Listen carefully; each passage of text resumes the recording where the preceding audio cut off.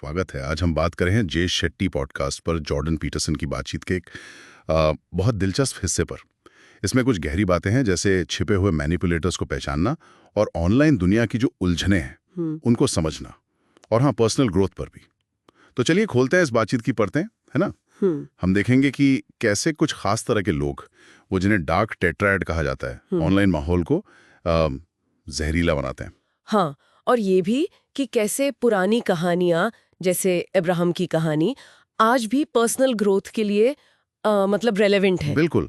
और इसमें जो आकर्षक बात है ना, वो ये है कि ये साइकोलॉजी, फिलॉसफी, समाज पर टिप्पणी, सबका एक मिक्सचर है। हम ये समझने की कोशिश करेंगे कि गलतियों से सीखना क्यों जरूरी है पीटरसन के हिसाब से, और कैसे अपनी लाइफ में वो एडवेंचर की पुकार को पहचाने। अच्छा, तो शुरू करते हैं डार्क टेट्राएड से। पीटरसन इनका जिक्र करते हैं नार्सिसिज्म, मैकियावेलिनिज्म, साइकोपैथी और सैडिज्म।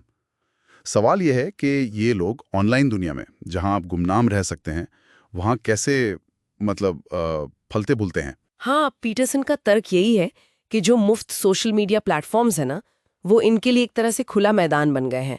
बिना किसी जिम्मेदारी के वो ध्यान खींच सकते हैं, झगड़े करवा सकते हैं। अच्छा। और वो जो गुमनामी है, एनोनिमिटी और मुफ्त एक्सेस, इसने इसे बहुत आसान कर दिया है।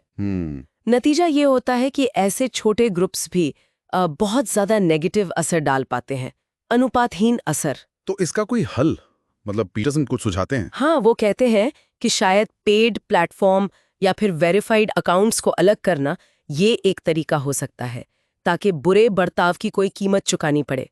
ये एक जरूरी बात है समझने के लिए कि ऑनलाइन जो कड़वाहट दिखती है वो शायद पूरी सच्चाई ना हो सकता है वो कुछ ही लोगों की वजह से ज्यादा बड़ी दिखे। बिल्कुल।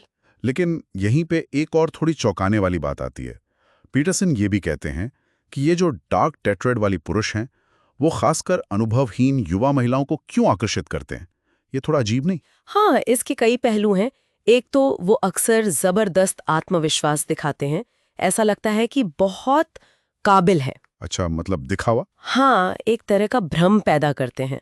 दूसरा, वो खुद को पीड़ित की तरह पेश करके सहानुभूति भी बटोर सकते हैं। और पीटरसन एक हिस्टोरिकल एंगल भी लाते हैं कि पहले जो सोशल नेटवर्क थे, रिश्ते नाते, वो एक सेफ्टी नेट थे। हाँ, जो आजकल डेटिंग एप्स में गायब है। सही बात है। और उन्होंने यौन क्रांति के एक अनअपेक्षित परिणाम का भी जिक्र किया कि कैसे उसने अनजाने में महिलाओं को ऐसे साइकोपैथिक गुणों वाले पुरुषों के संपर्क में ज्यादा ला दिया। ओह, ये तो सोचने वाली बात है। कैसे सामाजिक बदलावों के ऐसे अनचाहे नतीजे हो सकते हैं। अच्छा, अगर हम बाहरी दुनिया से हटकर अंदर देखें तो पीटरसन असफलता से सीखने पर बहुत जोर देते हैं। ये सवाल पूछना क्यों जरूरी है? मुझसे कहाँ गलती हो रही है? उनके मुताबिक सीखने में सबसे बड़ी बाधा है हमारा गर्व, हमारा ईगो। क्योंकि कुछ नया सीखने के लिए मानना पड़ता है कि हम गलत थे, कुछ छोड़ना पड़ता है, बदलना पड़ता है, और ये मुश्किल है। हाँ, ये तो है। उन्होंने अब्राहम की कहानी का उदाहरण दिया ना, कैसे अपना कंफर्ट जोन छोड़कर अनजान रास्ते पर निकलना, जिसे वो एडवेंचर की पुकार कहते हैं। वही असल में खुद को पाने का, जीवन में मतलब ढूंढने का और दूसरों के लिए भी अच्छा करने का रास्ता बनता है। लेकिन इसके लिए त्याग करना पड़ता है। पुरानी बाधाओं को छोड़ना पड़ता है। बिल्कुल, त्याग जरूरी है। और अगर किसी को समझ ही ना आ रहा हो कि उसकी पुकार क्या है, मतलब किस दिशा में जाएं, हाँ, तो पीटरसन का सुझाव है कि उन छोटी छोटी चीजों पर ध्यान दो जो तुम्हें खींचती हैं या जो तुम्हें परेशान करती हैं। अक्सर सुराग वहीं मिलता है। छोटी चीजें। हाँ, और यहीं पर ईर्ष्या, एनवी का मुद्दा भी आता है। पीटरसन केन और एबल की कहानी यूज करते हैं ये बताने के लिए कि कैसे नाकामी से कड़वाहट और जलन पैदा हो सकती है। ओह हाँ, वो कहानी। और इसका समाधान वो बताते हैं कृतज्ञता और विनम्रता में, मतलब ग्रैटिट्यूड और ह्यूमिलिटी। ये मानना कि अपनी स्थिति सुधारने की जिम्मेदारी मेरी है, दूसरों को दोष देने के बजाय। बिल्कुल। और इसी वजह से वो कहते हैं कि क्लस्टर बी साइकोपैथोलॉजी वाले लोगों का इलाज मुश्किल होता है, क्योंकि वो बदलने को तैयार ही नहीं होते, उनमें ये विनम्रता नहीं होती। हाँ, ये बात तो समझ आती है। बदलाव तो अंदर से ही आता है। अच्छा, अंत में कम्युनिकेशन पर भी कुछ प्रैक्टिकल बातें थी, जैसे समाधान देने से पहले समस्या सुनना क्यों जरूरी है। हाँ, उनका कहना है कि अक्सर लोग, खासकर करीबी रिश्तों में, बस सुने जाना चाहते हैं, अपनी परेशानी बताना चाहते हैं, उन्हें तुरंत हल नहीं चाहिए होता। सिर्फ सुनने भर से ही मसला आधा हल हो जाता है या कम से कम साफ हो जाता है। और फीडबैक देने का तरीका, रचनात्मक प्रतिक्रिया। उसका तरीका ये है कि पहले आप ऊंचे स्टैंडर्ड सेट करो, ये दिखाओ कि आपको सामने वाले की काबिलियत पर भरोसा है, और फिर साफ साफ बताओ कि कहाँ सुधार हो सकता है। सच बोलना है, पर उसे हथियार की तरह इस्तेमाल नहीं करना। कम से कम जरूरी बल का प्रयोग करें।